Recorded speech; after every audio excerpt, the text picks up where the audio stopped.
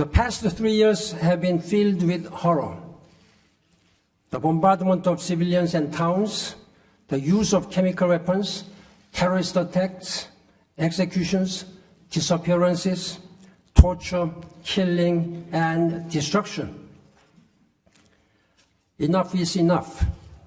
The time has to come to negotiate. Syrians must come together to save their country, protect their children, and find a peaceful path to a better future. Syrians have a long history of living together. They must recover all they have lost. Today, almost everyone with the means to influence the course of this conflict was in the same room, under the auspices of the United Nations. That alone is historic. We did not expect instant breakthroughs from today's conference.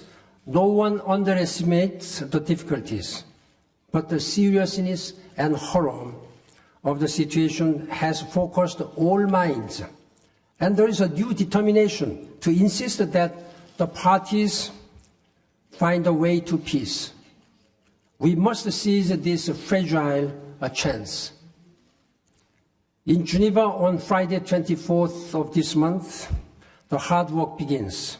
The two Syrian delegations will begin talks chaired by Joint Special Representative Lakhdar Brahimi. I thank him sincerely for his wisdom and dedicated service. This must be a Syrian-led process, Syrian-owned, one that fully respects Syria's sovereignty, territorial integrity, and unity. The goal is clear: to fully implement the Geneva Communique, which has been endorsed by the Security Council and which calls for a transition through a number of steps. The first is the formation by mutual consent of a transitional governing body with the full executive powers, including over the military, security, and intelligence services.